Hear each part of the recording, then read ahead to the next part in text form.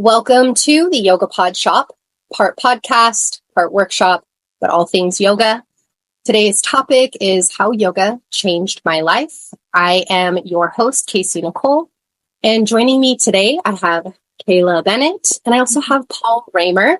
Really excited to have both of you guys here. All of our sessions are recorded and available for viewing afterwards, so we hope you enjoy. Welcome, you guys. Thank you for taking time out of your Sunday to be part of this conversation. I want this to be just kind of showcasing how powerful the yoga practice is. And I think a lot of people come into the yoga practice thinking, hey, we do yoga because we want to become more flexible or we want to become less stressed out. There's a lot of different reasons why our students might come to classes, but I am just curious a little bit about you guys, how you found your way to the yoga practice, and maybe just a little bit about your experience through yoga, your journey through yoga, and we'll get a little bit deeper afterwards. Let's start with you, Kayla. So I started kind of young, and I'm grateful for that. I remember exactly how I got into yoga. And I like telling this story because I think it's kind of funny. But my dad was actually going to yoga to de-stress because he had a lot of stress in his life. And so I kind of knew about it. And then I was in my friend's quinceañera, and I was not good at dancing, but I was picked to be in this dance number. So I was really stressed with all the drama that was happening with the girls. And then I just couldn't learn the choreography. So I remember my mom told me, your dad has yoga tapes, like the little DVDs. You should try yoga. I think it would help you de-stress. And so I rolled up my mom, but then she gave me like the living room, and it was a restorative pack of 4 classes, and they were each an hour, and one just played after the other. And I did yoga for the first time. I did yoga for 4 hours straight, and I didn't even realize it because I was just on cloud 9 and I was just blissed out and so calm, just didn't have a thought. And I didn't notice that 4 classes had gone by. And so afterwards, I remember talking to my mom, like, what just happened? I feel rejuvenated and just calm. And so then I signed up to, at the time, I think was the only yoga studio in Turlock in my little hometown. And so it was kind of just ever since then, it's been in my life, and I started practicing, and one of the teachers encouraged me to do the teacher training. And so pretty early on into my practice, I went and did the teacher training and then immediately started teaching. And so it's probably been the most consistent thing in my life, I'd say, that just, like sometimes you take breaks, life gets busy, but it always comes back, and it just keeps me grounded ever since 15. Stressed about my friend's quinceañera. Hey, 15 years old, that's pretty amazing, actually, because I think about how much yoga misses that younger demographic. Like, it's like you have kids yoga, and even though I feel like teenagers can come to adult classes, you don't see it very often. And so I think back even when I was 15 years old, I don't think I would have had any interest in doing yoga at all. So kudos to you for having the major eye roll and then doing 4 hours of yoga immediately afterwards. Yeah. Very impressive.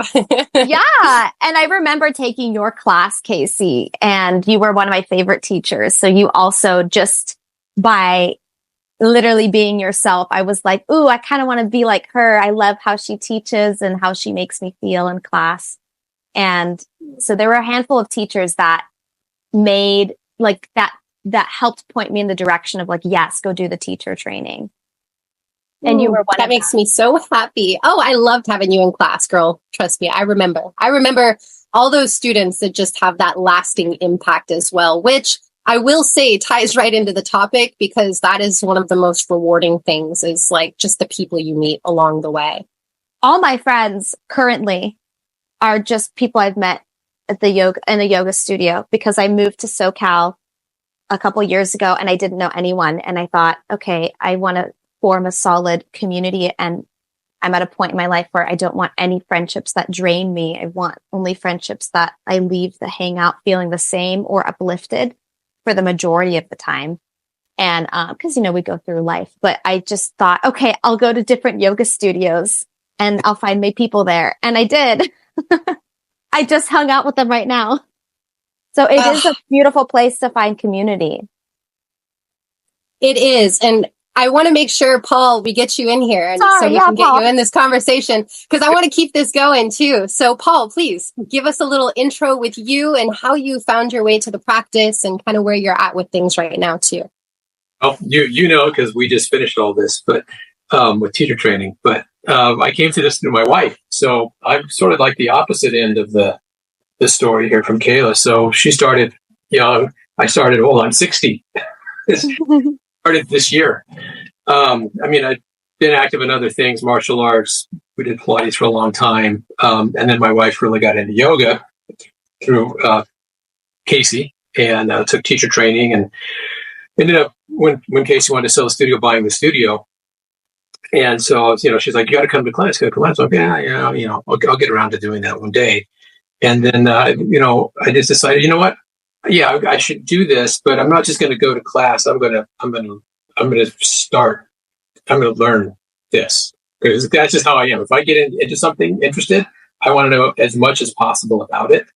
And I figured the only way to do that would be to go through the teacher training. And I didn't really think I would teach. I just want to do this for myself and to support Kat in case there's a substitute needed or something I could squeeze in there. And lo and behold, I find out that I really like teaching. And I've enjoyed it so far. It's been fantastic. And so I was at the studio today. And I don't know, there's just something about being there and just the energy and just the very positive aspect about it.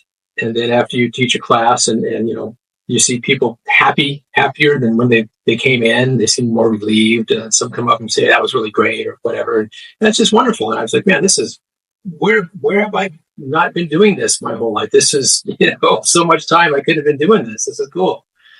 So yeah, that's where I'm at.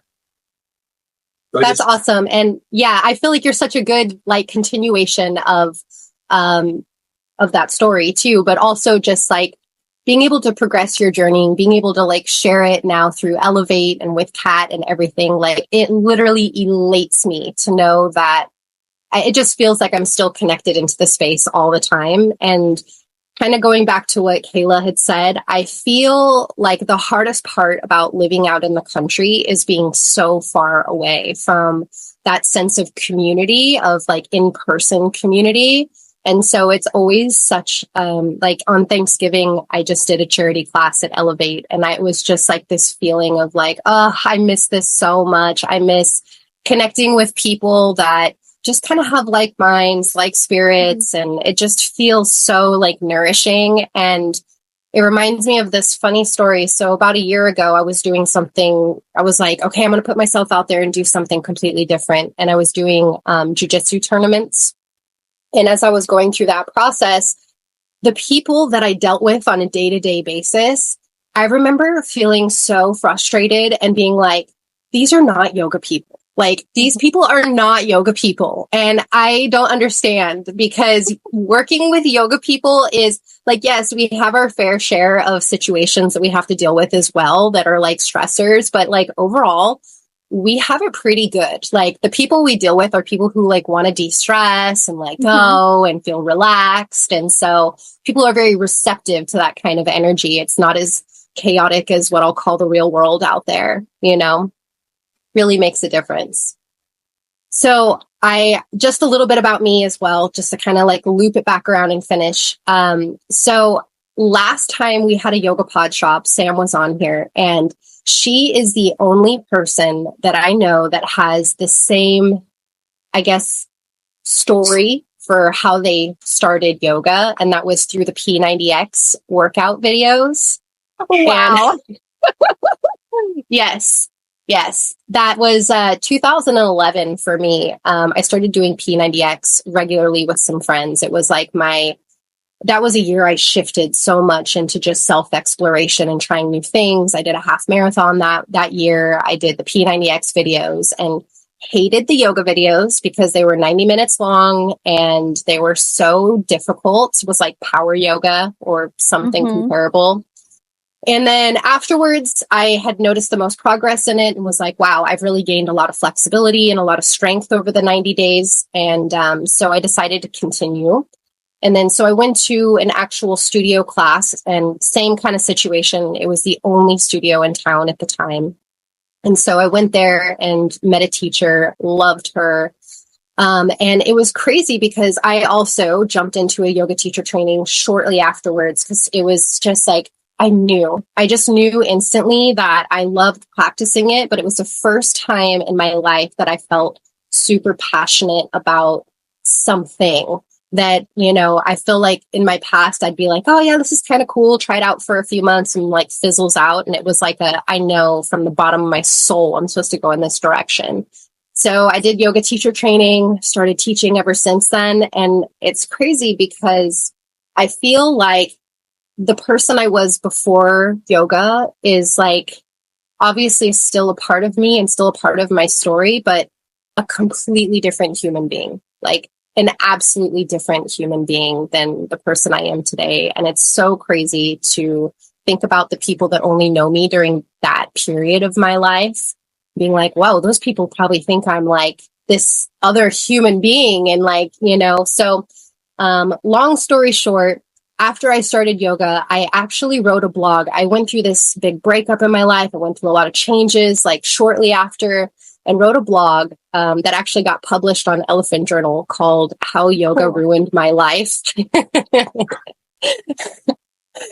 I think it's really funny because I feel like I was becoming more self-aware. I was starting to look at my life a lot differently, starting to ask questions and be the observer of, you know, my reactions. And I mean, I'm still doing that to this day, but starting that journey automatically kind of veered me in a different direction. So a lot of the people that I was kind of associated with during that time, or the person that I was in a relationship with during that time, it was like we both started kind of moving in separate directions.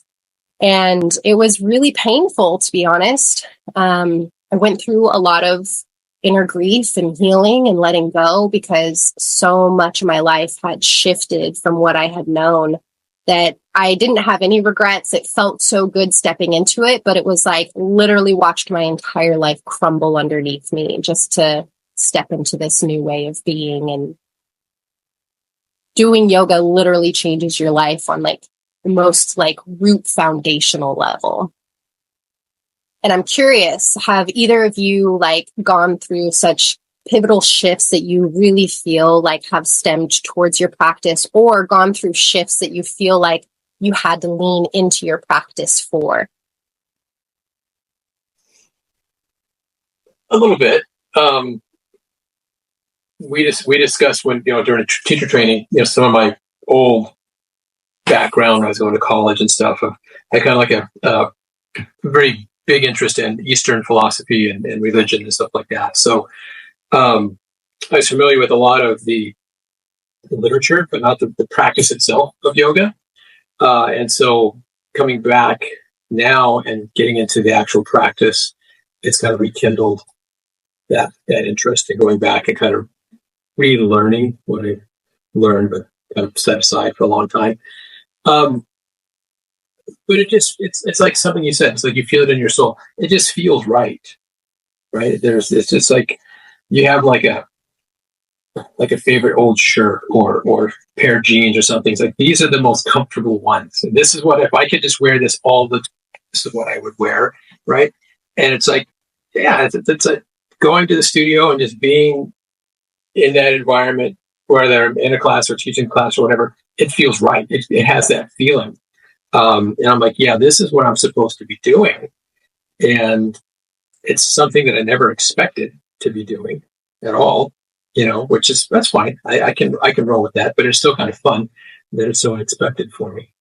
But yeah, it's like, and, you know, and in comfort, you know, just not joking, honestly speaking, I'm constantly wearing yoga pants now because they are the most comfortable things I can wear. We have the best wardrobe, honestly. I love that. I'm curious, Paul, how did it feel? Because after I got done teaching my very first yoga class, I will never forget it.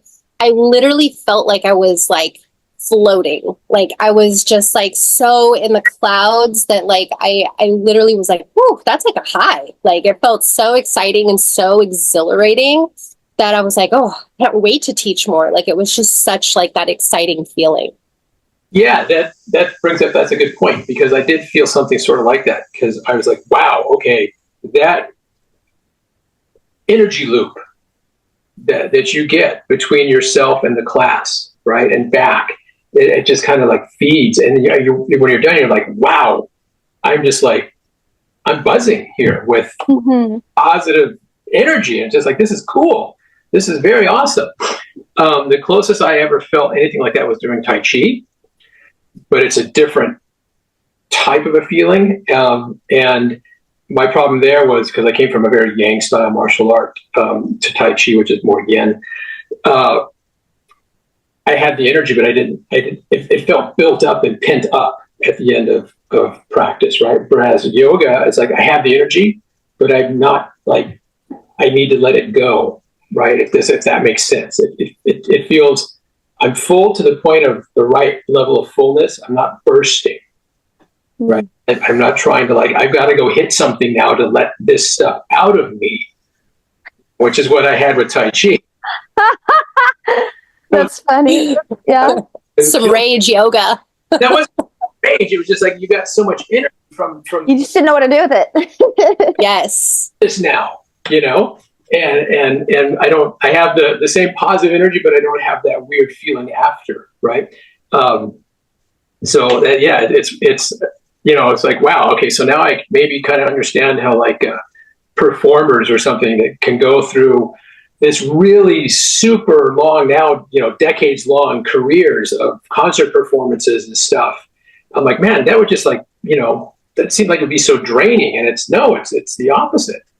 I think maybe it could be something like that. Obviously, I never performed like that, but that's the only thing I can. Do you feel like the energy exchange? Because like sometimes I feel like, and here's kind of like a difference too. So when I'm teaching like a high energy class, like vinyasa and things like that, even though I'm putting out a lot of energy and whatnot, I feel like I'm receiving so much through their movement, their breath, and like that connection.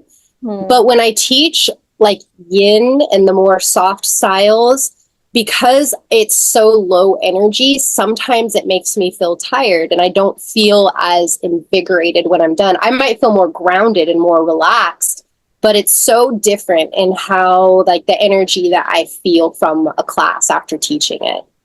Yeah, I don't teach yin styles, so I don't know, but I know Kat gets that.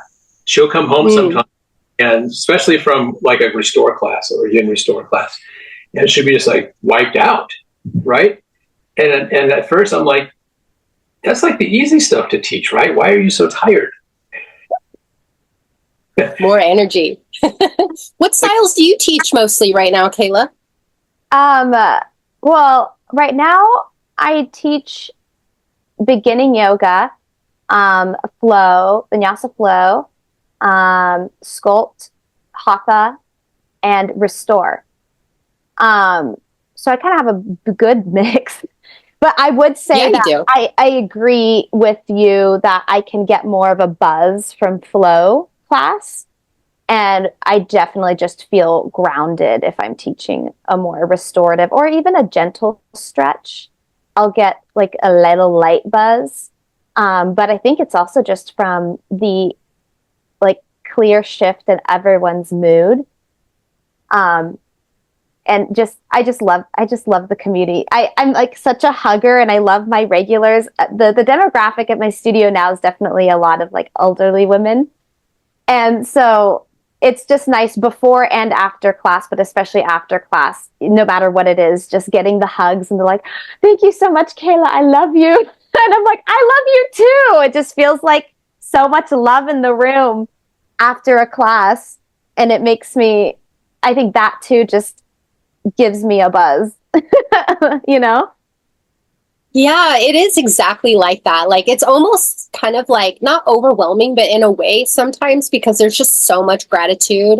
And like Mm-hmm. even so like on Thanksgiving, because I hadn't taught like a class like that in probably over a year, I mostly just like sub in the mornings here and there, which is nice to see my morning crew, but I hadn't seen anyone in the evenings or outside of that bubble in a long time. So on Thanksgiving, all these people started coming in from like my past. And it was just like, you know, from years ago and just all these memories and all these good feelings. And like, I literally was like trying to like, normally I don't have any issues with public speaking. Like I actually like enjoy it when I'm surrounded by people that I love and like I know and I'm very familiar with and comfortable with. And I was just so grateful as I was looking around. I almost like wanted to just like close my eyes or something as I was talking because it just Yeah. felt like so much input of just like good feelings that I was like, whew, this is really powerful stuff. You know, it's like I got tears in my eyes and um, there is just like a lot of, I don't know what that is that just brings out such goodness, but that connection between teacher and student through, gosh, I don't know. It's like that feeling, that energy exchange. It's like sometimes I even feel like with a teacher, it's like the words that are coming through and like are being spoken. It's just like that soulful connection that you start to feel with like the practice and the teaching and everything that it's just such like a euphoric feeling that you gain from those experiences. And that's not to say every class is going to be like woohoo after you're done, because I've definitely had my fair share of classes where it's like I was in my head the whole time, or you know, class energy was really like low that night or something. There's a lot of like variables that play into it, but honestly, like I nothing has fulfilled me more than teaching yoga. And it is like one of those jobs that I tell people, like, I'm like, if you're in it just for the money, like, there are plenty of other things like that you can do in this world, you know, but Yeah. this is deep. Like this is something, if you're really truly wanting to feel an impact or make an impact, like this is it. Yeah. The amount of times I've like walked in the shittiest mood and been like, I don't even want to teach right now. I don't want anyone to look at me. I just don't want to be here. I don't want to be in charge. Like, you know, I've had horrible days where, you know, you got to teach, you're on the schedule. And then like beginning of class, I'm like, oh wait, like I'm better. And then by the end of class, I'm just like, I'm fixed. Like that just reset everything. And that was so like giving, to me. Like I felt so, like that filled my cup up entirely and shifted my entire mood and my entire perspective. So it's been, even on my bad days, it's for the most part very uplifting. Of course, I've had classes that I've taught where I walk in not feeling good and then I walk out not feeling good because, you know, like there are just days like that. I mean, there are seasons of life. But for the most part, even if I'm having an off day and I teach, it's so fulfilling and rewarding that it's just the cure. It really is. Like, I think it's just like what, like the act of service, the act of Yeah. being able to like give something to somebody, because, you know, I love working with beginners. And so like even hearing like Me too. working with like older people, oof, because yeah, I think it's cool to do handstands. Yeah, I think it's cool to be able to like learn how to do advanced postures too, because it still gives you that same feeling of like you're reaching kind of a progression. You're reaching these milestones of progression. That's exciting, and you want to be able to celebrate those milestones. But there is nothing more rewarding than seeing someone being able to stand up with more like alignment and understanding of their bodies and how it functions and moves, or to find just very simple shapes that can create like so much opening and relief in someone's body, to do very simple things, or to watch someone in a shavasana like relax and watch them melt into the ground and watch someone cry. Oh, yeah. In my most recent years, like the past probably 3 years, I've really enjoyed teaching restorative, and I actually completely shifted my schedule and I was doing too much flow, and it was burning me out because I learned that I don't do well teaching heated classes. It's just not for me, the hot yoga, and so it burnt me out. And then I found just such a love in my personal practice, and then I just felt really drawn to teaching like really either very gentle stretch and very just restorative classes. And then as I've gotten into like doing sound healing, I enjoy that so much. And I've been doing that at the end of each class for Shavasana, because I'm really lucky. The studio I teach at, she has like in both yoga rooms, like a full set of sound equipment, like all the bowls, crystal Tibetan gongs, rain sticks, ocean drums. She has an incredible set in each room. And it's cool to hear the feedback, because I wasn't doing it for a while. And then I started doing that for Shavasana, that people are like, I already love yoga, but it feels like when you do the sound bath at the end, it just ties the bow. And I just like to the practice, and I just feel like even better, like I'm floating out the door. And so I just love getting people to that state of just peace and calm. Yeah, so something about sound bath, which is interesting. We have a teacher that she uses it a lot in Shavasana, and the first time I took her class, I loved the class. I hated the Shavasana because the sound bath, it was disturbing. Yeah, it is to some people. The sound, I mean, it was like the vibration. I don't want to say it hurt, but there was like a very, very unpleasant sensation. I'm like, oh, what the heck is this? This is not good. I don't want this, right? And like, she just like go through the bowl, and it would just be like going, wow, wow, wow. Yeah. And I'm like, oh my gosh. And I, told my wife, she goes, you're really out of whack. And I'm like, is that the thing? Okay. And the more I progressed in my yoga journey, because this would be like at the beginning of summer, right? Now I go to that class and I don't have that anymore. Right. So I'm like, maybe I was, and so there's just something about doing the practice that puts you in some kind of a balance. Mm-hmm. Maybe you came in and you were lethargic or angry or, whatever, but through going through the class, which has, both yin and yang inside of even a flow class, at the end, you're like, yeah, I feel better. I feel good. Right. And so now, Stephanie does the bowl. I'm like, yeah, it's fine. That's cool. It usually like are those things that we want to avoid in our practices that are the very things that are there to teach us something. Like, why are we uncomfortable? Why don't we like that? Why are we frustrated at that? Those little nagging things that we get. Obviously, it's hard to catch it in the moment, because sometimes it's just like, oh, this is annoying, or, oh, this is throwing me off. But it's like, yeah, there really is magic in that. There's something in that feeling of avoidance that it's like, ooh, what if I just lean in and I just allow it to come in? What happens then? I used to do a lot of essential oils. I still do, but I used to do like classes on them and everything. And it was just so interesting to watch people like smell different oils. And like for some, I would smell and be like, oh, I love that smell. And then other people would smell it and just be like, oh, like, I hate that. Like, that's the worst. And hearing like the emotional connections between the oils and, what they are, I was like, oh, it's really interesting when you kind of start to realize, like, where are we avoiding things? Where do we push things away? And I think in the yoga practice, the number one that people push away is chair pose.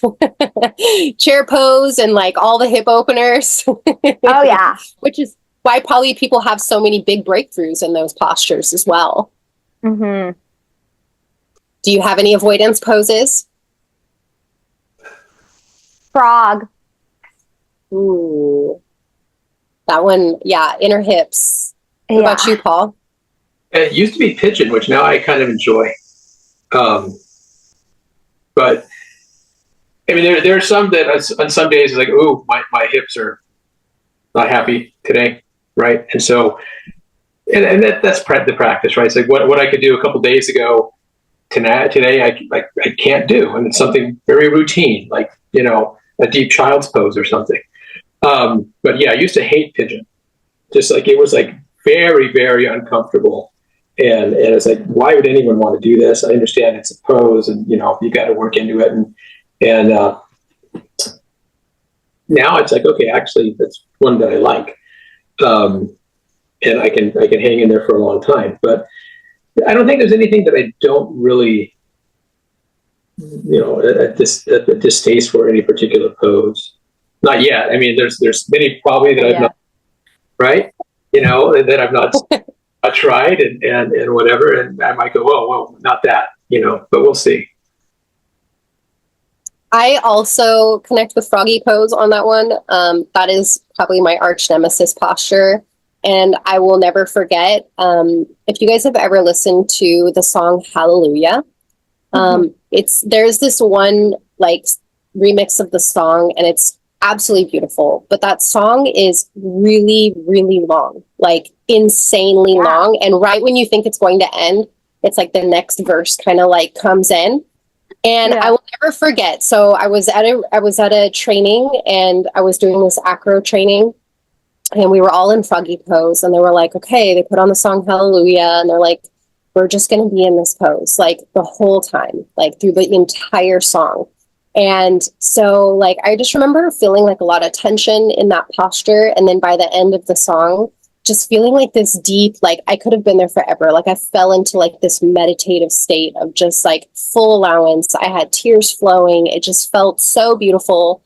And I was like, oh, I want to recreate that experience for my students. So I brought that same concept into my class when I came back from that trip. And I remember putting that song on and getting everyone in froggy pose, and like not even to the point where I knew it was going to kind of like loop back, like people were going to think it's done, but no, it's not quite done. And I could see people were already squirming in it, and I'm like, okay, I'm just going to let it be. And so it gets to the end of that verse, and then I hear it restart, and everyone in the room was like, oh, like that feeling of like, oh my God, there's more. I'll just never forget, because it was just like, wait, you guys aren't having that same euphoric experience that I was having? Like crazy.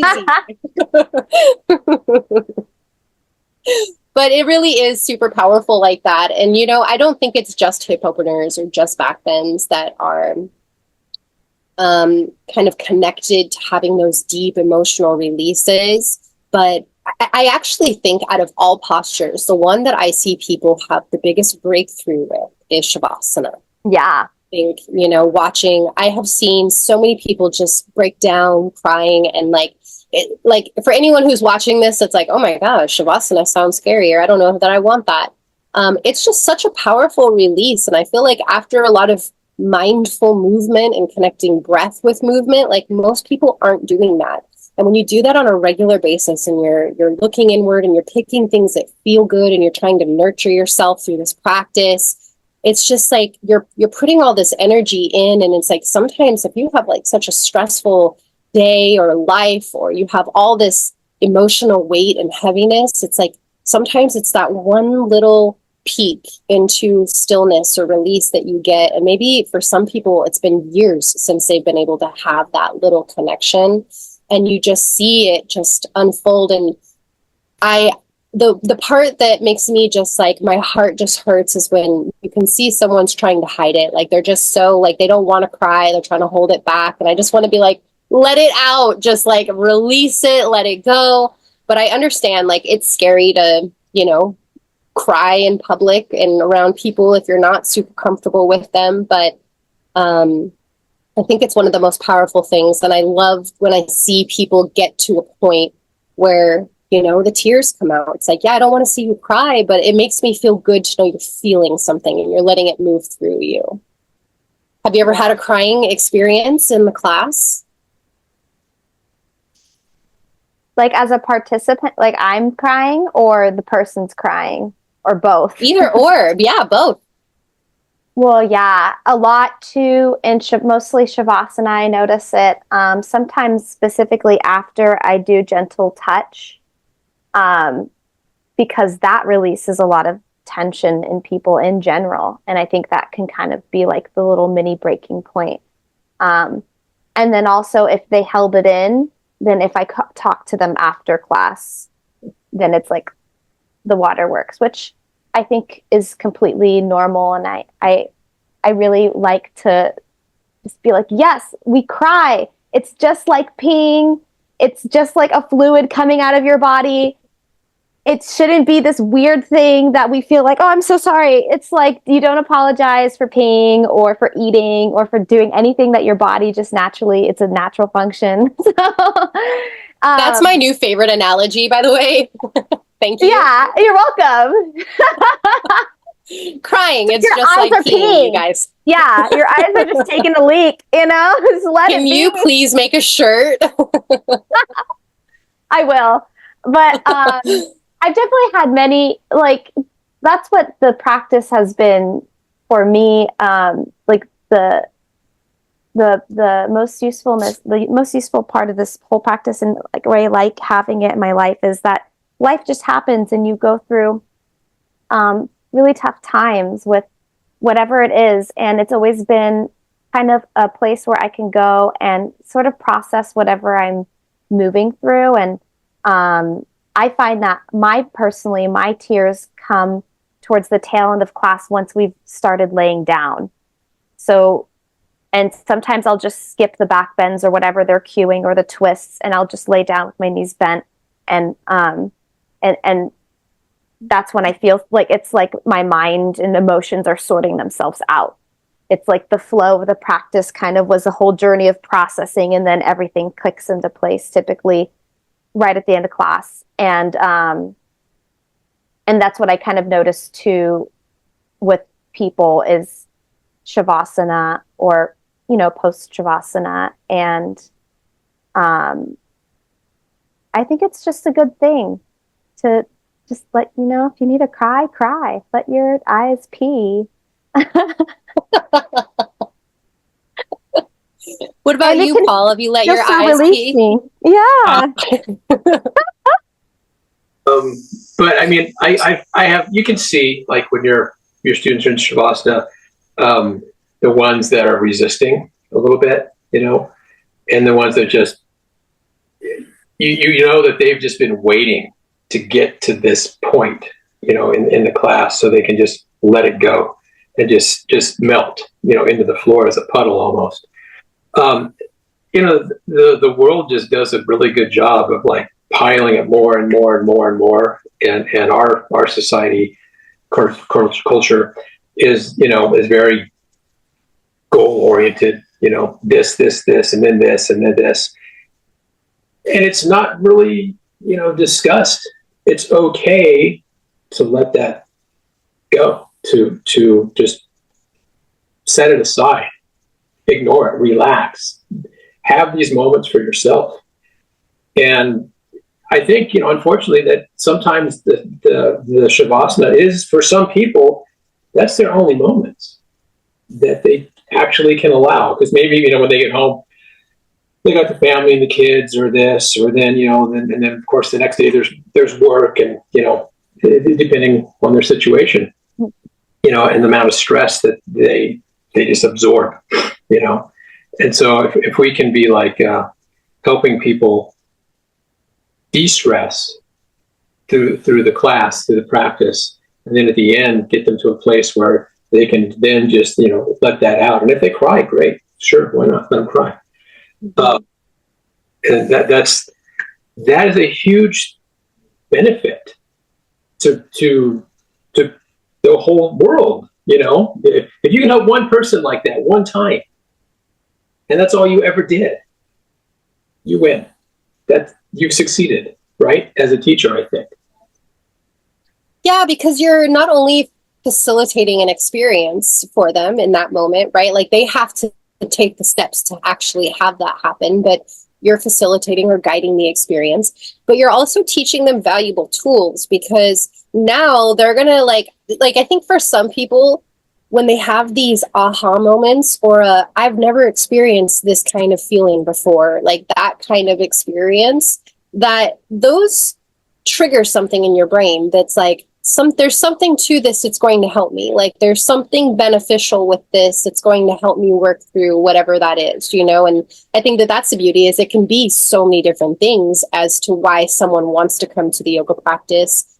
And yet everyone still finds their answers through it, you know, and everyone somehow finds what they're looking for through that practice. But you're teaching them invaluable tools that they're going to remember. Like, you know, I can't tell you how many times I've had people come up and say, you know, that meditation you did really helped me relax. So now every time I'm trying to go to sleep, I do alternate nostril breathing and it helps me relax my mind. Or, you know, I think for me as a teacher, those are the moments that I feel so good with, is like not necessarily, you know, having everyone just in that one yoga practice or in that one class, but it's the rippling effects and watching how people take that into their everyday life and how people, you know, use those tools to help themselves outside of the yoga practice. And then when they come back and they're like, I want to share this with you, I want to tell you, you know, kind of my personal victories from the yoga practice and how I've applied it. It's like, for me, I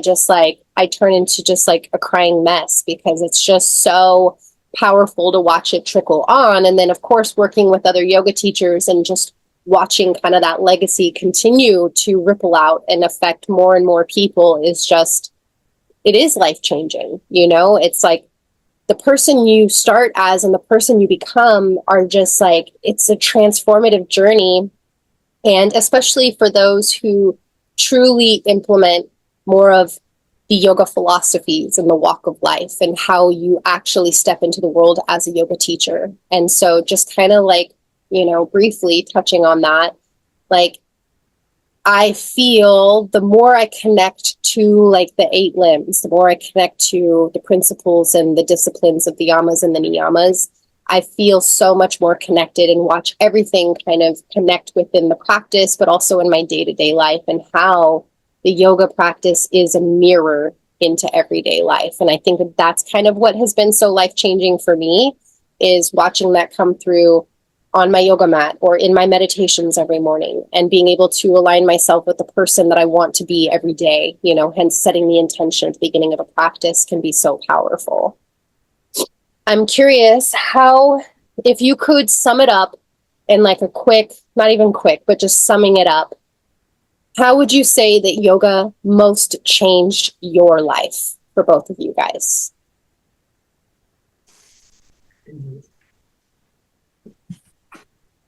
It changed my perspective. You know, I've always been pretty chill and been able to handle stress and things like that. But at the same time, I didn't really realize how much of it over the course of life you hang on to, you internalize, you kind of become this person or that person or whatever it is. And just going through practice, going through teacher training, you know, continuing now with teaching, I'm finding that, okay, that person I am or was or whatever, you know, I don't want to say I step outside and kind of look at myself, but that's the best analogy I have. And it's like, yeah, okay, that's not really what I was intending here, right? With what I want with my life. And so I wasn't doing that before. So that's a very good thing for me, right? To go, okay, let's make that tweak. Let's make that adjustment. Let's, you know, whatever it is. Because I was not a very self-reflective person, I guess, before this. I thought I was, but I wasn't. And then, you know, going through the yamas and niyamas exercises with you and stuff like that. That was really eye-opening. I think the self-reflection like piece is huge. And I think that that's what can be, well, a lot of people, I think, starting yoga, especially physical practice, don't realize that that's a huge part of what yoga is built off of. They just think of it as it's an exercise that you go do and you get more flexible. And it's like, for me, because I thought the same thing when I started, I can relate to people who think that way. And so for me, I'm like, that's cool. Like, start there, because that's where your brain is, that's what your brain is ready for. Like, that's how you see it. That's how you perceive it. So let's meet you there. And then as you kind of work through the practice and you start to go deeper and deeper, you realize like the words that the teachers say. You know, I think a good teacher can make such a huge difference, because when a teacher can bring the philosophical aspects into the practice and show how you can relate to your practice through mindful connection and self-observation, and, you know, seeing that mirror back into your life as you're practicing, that naturally people who were there, even for physical reasons, eventually are going to get to a point where they're having these connecting points to, wow, yoga is a metaphor for my life, or a metaphor for this situation, right? And I think as teachers and guides, like, we're helping them make those connections. But I think that that's a huge piece, because like I said, if it's not taught in a yoga class, yeah, people are only going to come, they're going to work out, and then they're going to be done, you know? But it's like when you're actually teaching what yoga is and bringing those concepts in, you start to make those connections. And that is, for me, when people start to touch the potency of the practice and start to see, you know, the depth of what it actually is. What about you, Kayla? It's hard. Yeah, it's hard to like sum it up in just very quickly, but I think it helps me. It just keeps me balanced, and it's just like one of my favorite tools to have for myself if life is lifing in a difficult way. I always have my practice, and I love the variety that I get to choose from, and because there's so many styles of yoga, so like in my most recent life craziness, I remember I was like, I only have the capacity for restorative classes. I cannot do a flow for the life of me. And so it's so nice to have such variety depending on what you're currently moving through. And I value the connections I've made with people that feel really below the surface. And I've met some of my best friends in yoga, and I love how it just always it like full circles coming back to yourself, and feels very grounding, and it's just so nice. It's different for me because I kind of grew up with it. I was a teenager, you know, and so it helped me through like some mild like identity crisis. Like I think I grew up very religious, and I stepped away from religion, and yoga was an interesting thing to have during that process of like, oh, it's interesting to experience like spirituality or connection very much within myself rather than someone telling me about it or reading about it. So that was also really important to have experimentally within myself too, like when I was kind of a kid. And then now it's just this well-seasoned, well-oiled machine that's just always there for me. And like recently I haven't been doing yoga. I haven't done yoga in probably like a month. And I'm so excited to get back into my practice. But it was one of those things where I was traveling, I got really sick, and then I was home for the holidays, and then I got sick again. And so there just hasn't been time for a practice. And I really love, I've tried to do practices at home by myself, but I love being with other people in a studio. I love the energy exchange, and I kind of won't do yoga unless I'm with other people and in a room and having somebody guide me live. So yeah, I don't know. It's just kind of like my best friend over the years. I definitely relate to that. And I feel like you're so right. Like there's just such a feeling of being in person because it's such an exchange of energy. It's a personal practice, but you're sharing space with your practice, and you're also sharing breath. Like for me, the more flow-based styles are powerful because it's like everything's a breath count and you're all moving and breathing on that same rhythm, that it's just like, it gives me chills. Electric. Yes. That's oh exactly. My gosh. You feel it.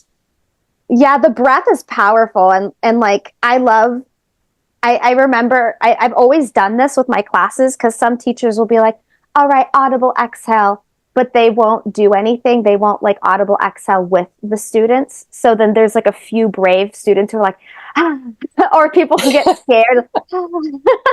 But I like rev myself up. Okay, inhale. And I do it with them and I just go, I go really loud and then people feel very comfortable. They're like, okay, well, she's doing it. And that's just the best thing ever. And I just know people are loving it and feeling the sense of relief of just sharing a big sigh with a group of people. It's the coolest. That actually makes me think about like, so I was one of those, like, I'm kind of weird with an Om. And like, if my teacher's not going to belt it, like, I'm not even going to do it. I'm going to sit there and just like, listen. Like, and still to this day, some teachers who are just kind of like weak with their Ohms, I'm like, your students are not going to belt it if you don't, like they're going to give the weak ones. Exactly. Yeah. But when you are able to hit a note and harmonize, and I feel like breath does the same thing. You can harmonize with your breath. And I feel like when you hit that vibrational chord and everyone hits the same tone, which, we know that doesn't happen every time and that's fine. Yeah.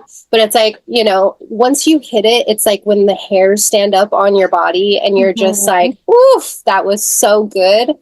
It's just powerful, the exchange of energy that you feel. And for me, I don't know if it would have been the same for me. Like, I did have a home practice, but I also practiced a lot in studio. And for me, especially with Elevate, community was such the core of what I wanted and what I wanted to create and build. And like this feeling of there's no one outside. Everyone is included. Everyone who walks in this door is part of this. And for me, it allowed me to meet people that I would have never I would have never approached, I would have never met these people outside of the yoga world. And it's funny because like in normal social situations, like, or in public situations, like, I'm not an extrovert. I'm not going to go up and just talk to people. And so for me, having a yoga space allowed, people to walk into a space and me get to know strangers on a daily basis and to be able to have a shared common denominator.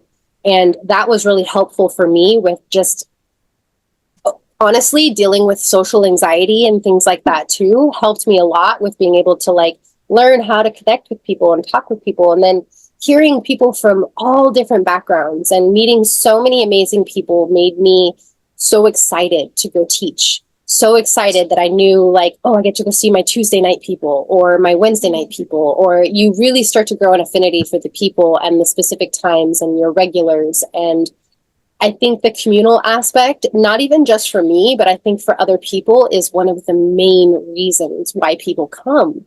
Because yes, they're going to get something out of the practice regardless of the fact, but the very fact that they're going to go and, they get to talk to Sue over here and, Joe's in the front row over here and, oh, we got to save a spot for so-and-so over here. It's just like, you feel that excitement of like the buzzing in the room when people are talking to each other before class even starts and you don't even want to interrupt them because you're just like, look at this community being formed. And to kind of tie it in, like, so for me, yoga became a very spiritual practice. It became so, it was an experience. It wasn't like, it kind of goes to what you said, Kayla, like, it wasn't something that was taught to me to be a certain way. It was an experience that I had that opened me up to a different way of thinking and being. And what I started to notice with other people is it kind of, like, I went to church with my mom for, I think it was Mother's Day or Easter. It was like a special occasion. I went with her.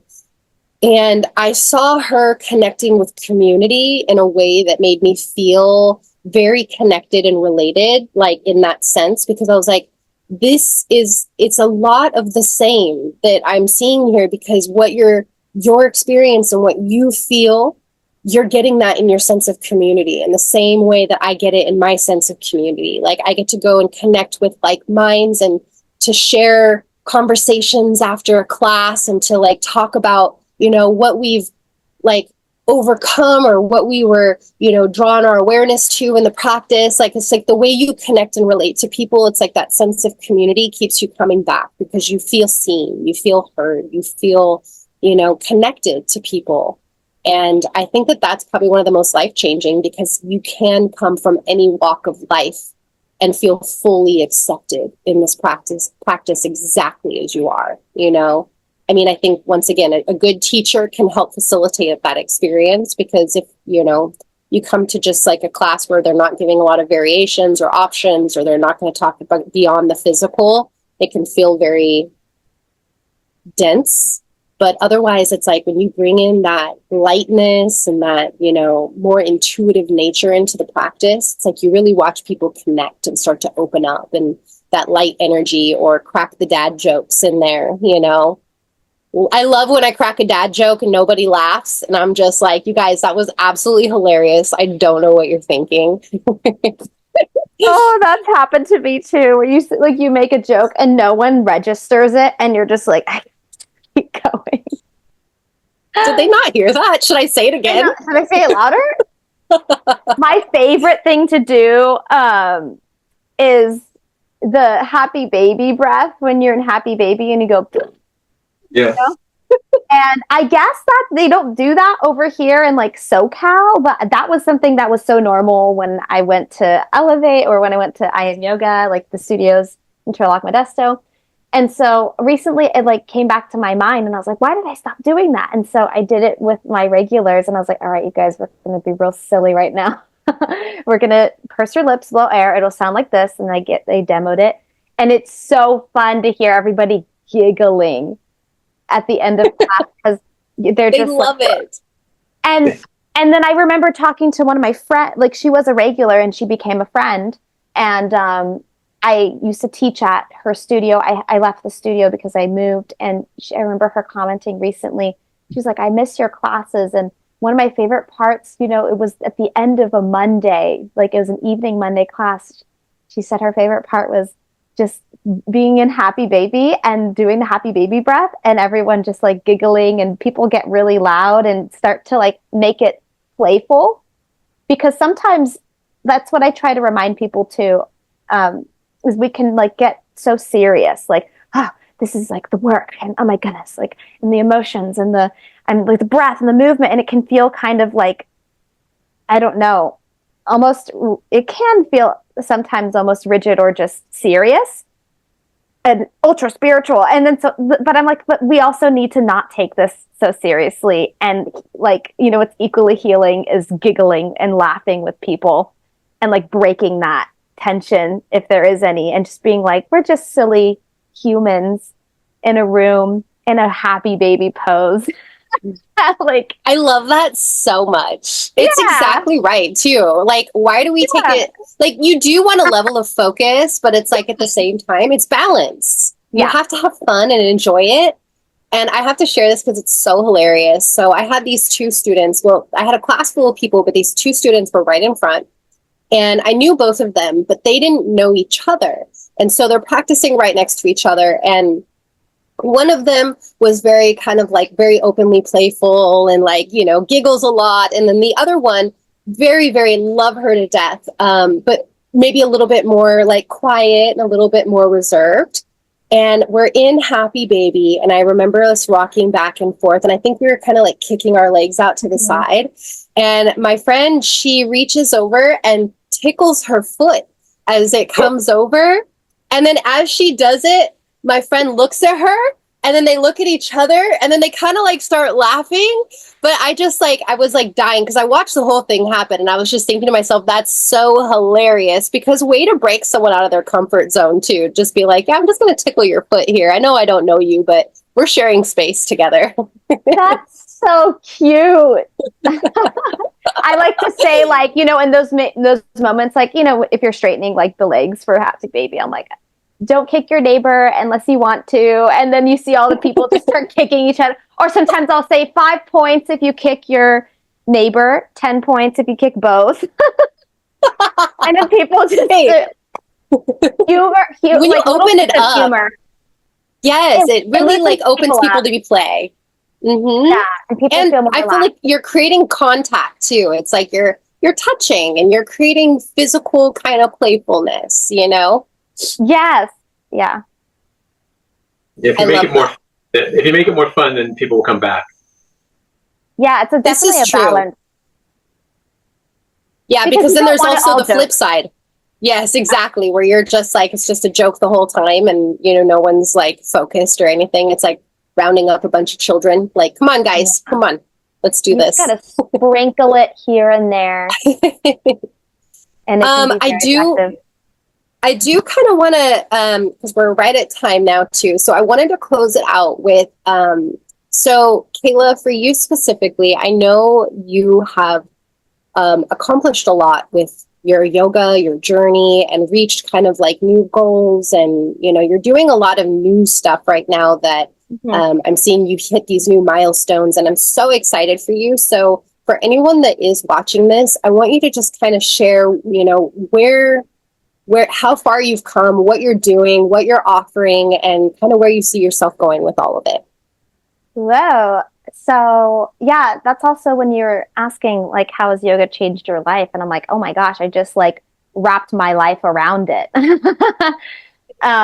And it's shaped my career. And so, yeah, I just started out teaching like one class a week. And then I decided to move from my little town in the Central Valley to Southern California because I knew there would be more community, there would be more yoga studios and more people to interact with. And I knew from early on I wanted to do like events and didn't know how, but some type of like workshops. I knew I wanted to do retreats. And Casey, I went to your retreat and it inspired me. I was like, I can do it too. If Casey can do it, I can do it. And I loved your retreat. And I was like, whoa, this is what it can do. I already knew yoga retreats could be, I knew the potential that was there, but to experience it was very inspiring. It gave me a lot of energy. And I think like a year after your retreat, I did one in Joshua Tree. And I've done like local ones a lot in Joshua Tree and Big Bear, which is like the mountains. And then now I'm branching to international retreats, which is so exciting for me. And as far as events go, I host every month. I have events all throughout Orange County, and like all there's so many different little cities within Orange County, and they kind of blend together. But I do a lot of sound baths. That kind of just fell into my life, but it goes hand in hand with yoga. Like teaching yoga for so many years really helped me with the sound baths. And it kind of just felt like a very easy integration. But so I do a lot of sound baths if anyone's ever in Orange County.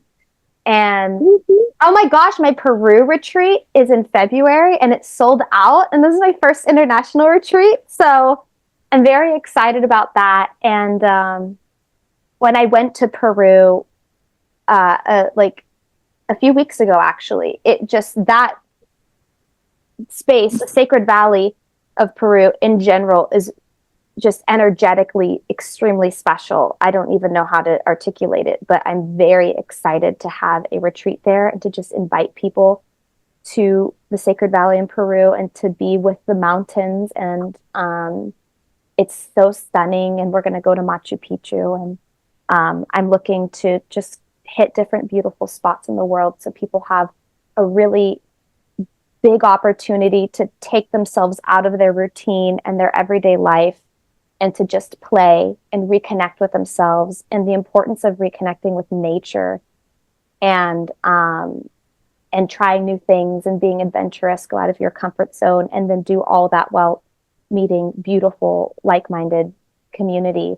And I've seen how transformative the local retreats I've done have been, and those have been like 4 days, 3 nights. And so I think it'll be just like exponential if you take yourself further outside the country and then a little bit of a longer stay. So I'm excited about that. Huge congrats. And also, your Yeah, trip looked absolutely amazing. So I it's can so honestly pretty. say, like, I can vouch for all of her stories. that it was absolutely breathtaking. And if you guys want to be on her wait list, or if you guys want to bug her about creating future ones, be sure to follow her too on Instagram. Costa Rica's next. Ooh, okay, girl, I love this. And Paul, where do you see yourself going with everything? What does the next kind of year forecast look like for you? I'll probably, right now there's the studio is so full of teachers, which is fantastic, right? Trying to figure out a time slot, right? There's none open, right? So I just kind of like teach when I can, get in here and sub and whatever. And we try to let, I don't want to say the main teachers, but, they get the first opportunity to sub, right? And instead of me, because I'm like, I can do that. I do that. And Kat's like, no. Just hold your horses there, cowboy, right? I don't need you to do this. Let's see if they want to step up. Well, okay, sure. Because I'm like, no, I want to teach it. I want to teach that. But one of our teachers, he let me know that, there's a period of time where him and his wife, they travel out of the country for several months out of the year. And I'm like, okay, well, I take your class and it's a class I like. And it's definitely one that I know I would teach. So I'm like, okay, that I'm going to plug in. And I already told Kat, like, when he goes, I'm just slide me in. I'm going to take that for 3 months or whatever, however long it is. And then, some pop-ups here and there, like my rock and roll playlist that you and I joked about. I've convinced Kat that, this is okay. This is yoga music. So, any music can be yoga music. Yeah. Paul, have you thought about doing like a workshop, like men's yoga, just to like get men together who feel scared? On Wednesday night, it was a vinyasa class. It got very low traction. I mean, and we had one of our really good teachers there before she moved away teaching it, and there'd be like 2 people come, right? It was so weird. And so then we had a stretch and flow, and same thing, 1 or 2 people. And then last week, the first time when we just rebranded the class, right, the day before Thanksgiving, which I'm like, man, no one's going to come. We retired yoga for weightlifters, because there's a gym next door. Yeah. And we had 5 people. Hey. Which was that's like a 250% increase, right? Yeah. On a day that I didn't think anyone would show up. And 3 were new. Wow. Okay, this is great. And, talking to them, they're like, well, yeah, I saw the thing. And yeah, I used, I pump it and I got it this and this. I'm like, okay, so there is this community, outside of our community that realizes they need yoga, even though they're intimidated by it. Like the one guy, he said, I was going to bring my brother, he's a cop, but he didn't want to come. He's like, I can't do that. Mm-hmm.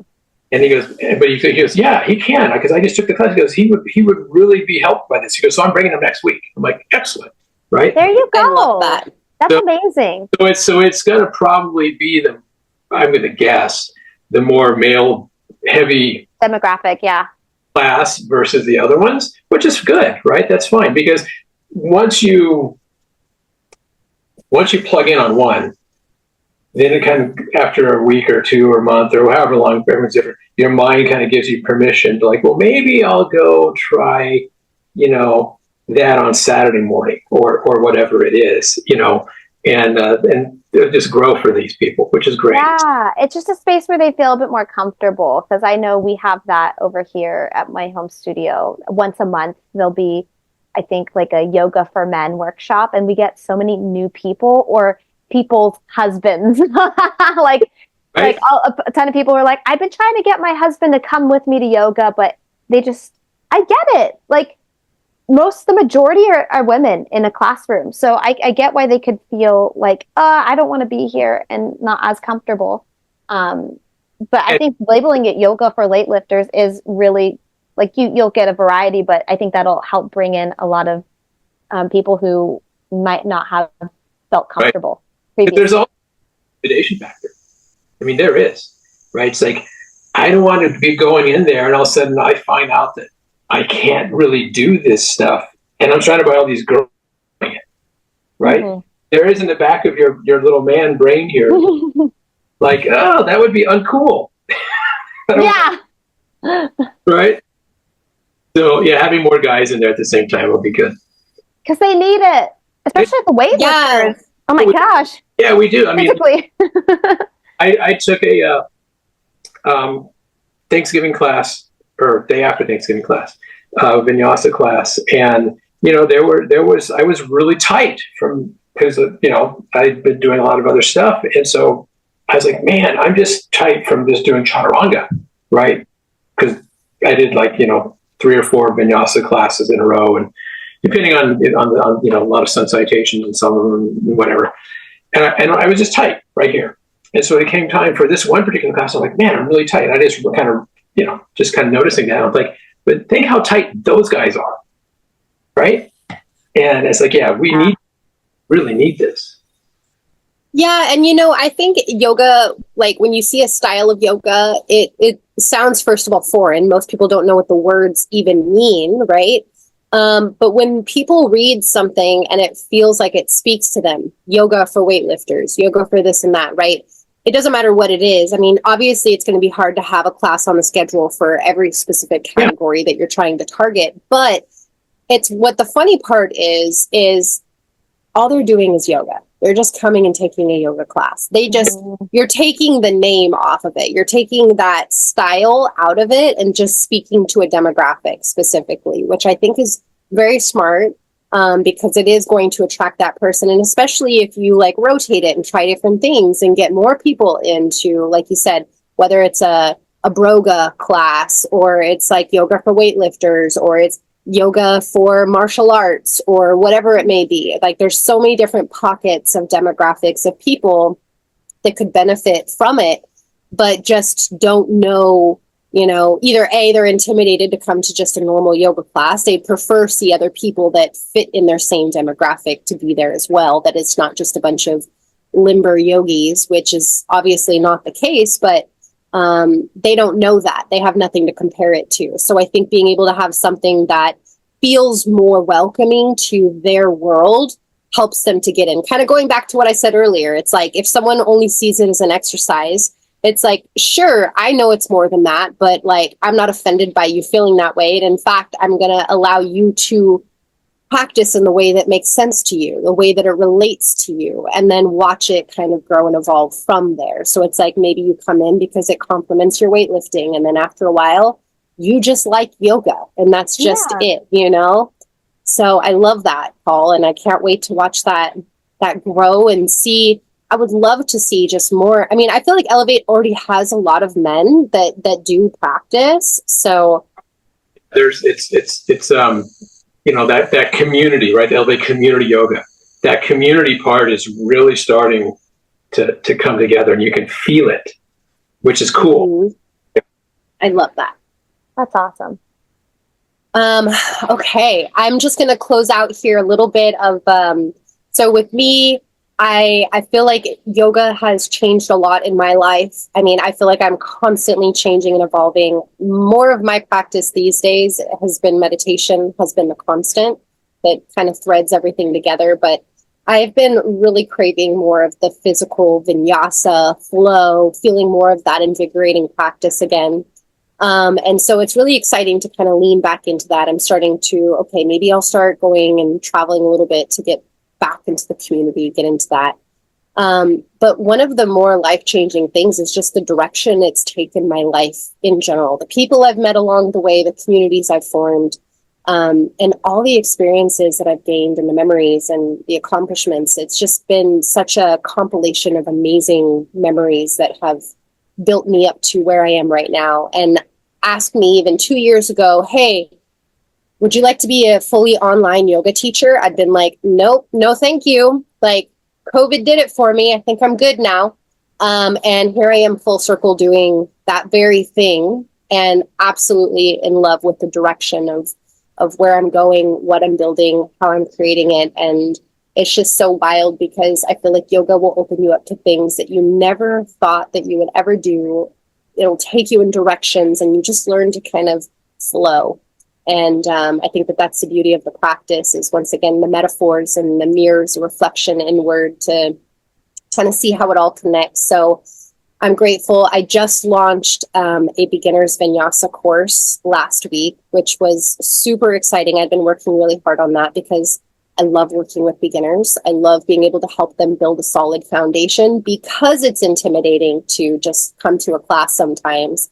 So many people ask for beginner specific classes, but Paul and I had a conversation about this, and it's like, yeah, you can have beginner specific classes, but after a while, those people move on and they move on to group classes. And so it's like kind of this ever like revolving wheel of people that go through beginners classes, because once you learn the fundamental pieces, you're able to just go and practice any studio, any class, and you're good.